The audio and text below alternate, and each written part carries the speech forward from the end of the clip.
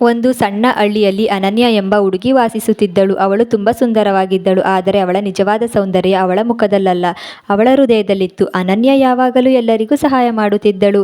ಯಾರಿಗಾದರೂ ಕಷ್ಟ ಬಂದರೆ ಮೊದಲು ಓಡಿ ಹೋಗಿ ನೆರವಾಗುತ್ತಿದ್ದಳು.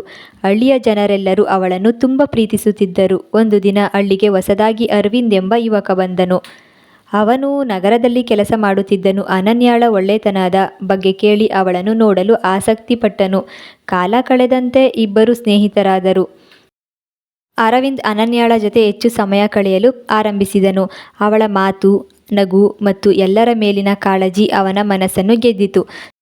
ಒಂದು ದಿನ ಅರವಿಂದ್ ಕೇಳಿದನು, ಅನನ್ಯ, ನೀನು ಎಲ್ಲರಿಗೂ ಇಷ್ಟು ಸಹಾಯ ಮಾಡುತ್ತೀಯಲ್ಲ, ನಿನಗೆ ಏನು ಸಿಗುತ್ತದೆ?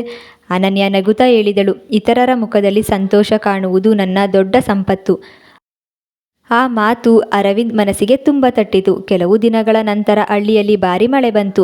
ಅನೇಕ ಮನೆಗಳು ಹಾನಿಯಾದವು. ಜನರು ಸಂಕಷ್ಟಕ್ಕೆ ಸಿಲುಕಿದರು. ಆಗ ಅನನ್ಯ ತನ್ನ ಆರಾಮವನ್ನು ಬಿಟ್ಟು ಜನರ ಸಹಾಯಕ್ಕೆ ನಿಂತಳು. ಹಗಲು ರಾತ್ರಿ ಎನ್ನದೆ ಅವಳು ಕೆಲಸ ಮಾಡುತ್ತಿದ್ದಳು. ಹಸಿದವರಿಗೆ ಊಟ, ನಿರಾಶ್ರಿತರಿಗೆ ಆಶ್ರಯ ಮತ್ತು ದುಃಖಿತರಾದವರಿಗೆ ಧೈರ್ಯ ನೀಡುತ್ತಿದ್ದಳು. ಇದನ್ನೆಲ್ಲ ನೋಡಿದ ಅರವಿಂದ್ ಅವಳ ಮೇಲಿನ ಗೌರವವನ್ನು ಇನ್ನಷ್ಟು ಹೆಚ್ಚಿಸಿಕೊಂಡನು. ಒಂದು ಸಂಜೆ ಮಳೆ ನಿಂತ ನಂತರ ಹಳ್ಳಿಯ ಕೆರೆಯ ಬಳಿ ಅರವಿಂದ್ ಅನನ್ಯಾಳಿಗೆ ಹೇಳಿದನು, ನಿನ್ನ ಸೌಂದರ್ಯ ನಿನ್ನ ಮುಖದಲ್ಲಿಲ್ಲ, ನಿನ್ನ ಹೃದಯದಲ್ಲಿದೆ. ನಾನು ನಿನ್ನನ್ನು ಪ್ರೀತಿಸುತ್ತೇನೆ. ಅನನ್ಯ ಕಣ್ಣಲ್ಲಿ ಸಂತೋಷದ ಕಣ್ಣೀರು ಮೂಡಿತು. ನಿನ್ನ ಪ್ರೀತಿ ನನ್ನ ಒಳ್ಳೆಯತನವನ್ನು ಅರ್ಥ ಮಾಡಿಕೊಂಡಿದ್ದಕ್ಕೆ ಎಂದು ಅವಳು ಉತ್ತರಿಸಿದಳು. ಕೆಲವು ತಿಂಗಳ ನಂತರ ಇಬ್ಬರ ಮದುವೆ ನಡೆಯಿತು.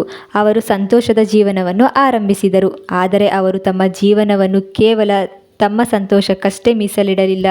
ಸಮಾಜದ ಸೇವೆಯನ್ನು ಮುಂದುವರೆಸಿದರು. ಹಳ್ಳಿಯ ಜನರು ಇಂದಿಗೂ ಅವರ ಕಥೆಯನ್ನು ಹೇಳುತ್ತಾರೆ. ಸೌಂದರ್ಯ ಮುಖದಲ್ಲಿ ಇರಬಹುದು, ಆದರೆ ನಿಜವಾದ ಪ್ರೀತಿ, ಒಳ್ಳೆತನ ಹೃದಯವನ್ನು ಮಾತ್ರ ಹುಡುಕುತ್ತದೆ.